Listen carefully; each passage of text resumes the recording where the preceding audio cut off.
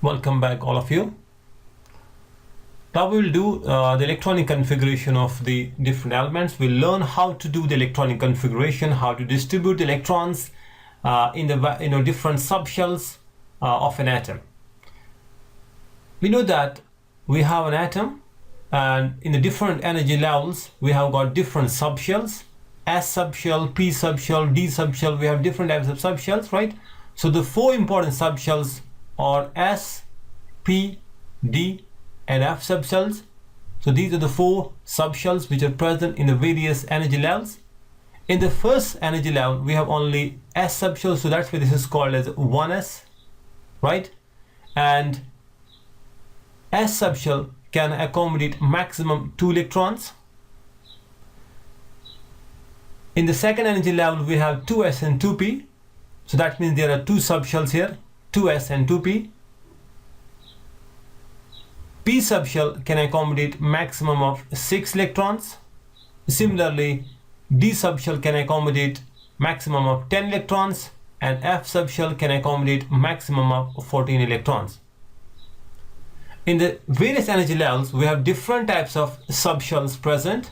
So first energy level has only got 1s, this is the N1, and in the second energy level we have two subshells, 2s and 2p, and 2s has a slightly lower energy than the 2p, right? So this is the second energy level with 2s and 2p. The third energy level has got 3s and 3p, right? 3s, 3p and 3d also. The fourth energy level has got 4s, 4p, 4d and 4f. And when we distribute the electrons here, we'll start adding electrons from the lower energy levels, right? First the subshell which has the lower energy level will be filled first, and then the next one. This is according to the Auber principle, right? So according to the Auber principle, we have to first fill the electrons in the 1s, and when it is complete, then we can go on adding the electrons to the 2s, and then to the 2p, then 3s, then 3p, but not the 3d, rather 4s, because 4s has a lower energy level than 3d. You have to be a little bit careful here. When we do the electronic configuration, we can say this first 1s2, because S subshell can accommodate maximum 2 electrons, and 2s2 and 2p6, right? 2p6, then 3s2, 3p6, and after 3p it's not 3d. First 4s is filled, because here in this energy level you can see the 4s has a lower energy level than the 3d. So first 4s is filled and then 3d. So 3s, 3p, 4s and then 3d, and after that 4p. So that means according to the Auber principle, we're gonna fill the various subshells in the increasing order of the energies. So the first subshell that will be filled is 1s, and when it is completely filled, then the electron will go to the 2s, and after that 2p, and then 3s, 3p, then 4s, and then 3d, and after that 4p. So this is the diagram, right, that tells us the increasing order of the energies: 1s, 2s, 2p, 3s, 3p, 4s, and then 3d, 4p, 5s. Let's now do the electronic configuration of certain elements here. First element is hydrogen with atomic number 1, so that means the electronic configuration for the hydrogen will be 1s1. So it has a electron, and that will go to the S subshell, right? 1s1. Helium with atomic number 2, so it has 2 electrons, that means electronic configuration will be 1s2, because S subshell can have 2 electrons, and the 2 electrons must have opposite spin here, like this one. Alright. Lithium atomic number 3, so it has 3 electrons. Electronic configuration will be 1s2 and 2s1. 1s2 and 2s1. 1s2 is complete, 1s is complete. Now the third electron that will go to the 2s. Alright. Beryllium atomic number 4, electronic configuration will be 1s2 and 2s2. So it has 2 electrons in the 2s subshell. Alright. Now 1s is complete, 2s is complete. So that means the next element, boron, with 5 electrons, it has electronic configuration similar to the beryllium first. So it is 1s2, 2s2, 1s is complete, 2s is complete, and now the fifth electron that will go to the 2p subshell, right? So let's say here, okay, this will be called the 2p1.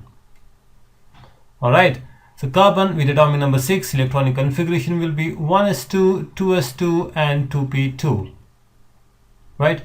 P subshell can accommodate 6 electrons, maximum 6, because P subshell has got 3 orbitals. These 3 orbitals have the same energy, so these 3 orbitals have the same energy. That means these 3 p orbitals, px, py, and pz, they have the same energy, means these are degenerate orbitals. So when you have 2 electrons in a degenerate subshell, you cannot have both electrons here. Rather, you should take another electron to the 2p1. Right, you cannot put both electrons in the 2px, because if you have degenerate orbitals, pairing of electrons cannot take place until each orbital gets a 1 electron. So it is 2p2, that means the 2 electrons are present in the 2 p orbitals, one in the px, another one in the py. Nitrogen with atomic number 7, electronic configuration 1s2, 2s2, and 2p3. So p subshell has now 3 electrons, and that the third electron will go to the pz. Oxygen with 8 atomic number, 1s2, 2s2, and 2p4. So now 1s2, 2s2, and 2p4, first 3 electrons here, and then the fourth electron it will start pairing. You can add over here, right? And now fluorine is 9, 1s2, 2s2, and 2p5 here.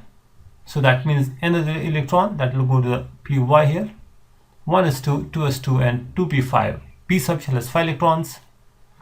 And neon, atomic number 10, this is a noble gas. The electronic configuration is 1s2, 2s2, and 2p6, right? So the p subshell is now completely filled. The maximum 6 electrons in the p subshell, now it's filled. The next element after the neon is sodium with atomic number 11. So that means it has 11 electrons. And, the 10 electrons will be like this, similar to the electronic configuration of neon. 1s2, 2s2, 2p6 here, right? So it will be 1s2, 2s2, 2p6. The next electron, the 11th electron, and will go to the 3s, because we are filling the orbitals, the subshells, in the increasing order of their energies, right? So first 1s, 2s, 2p, and 3s. So that means it has 3s1 electronic configuration. Hope you got the concept. Thanks for watching the video. Bye for now.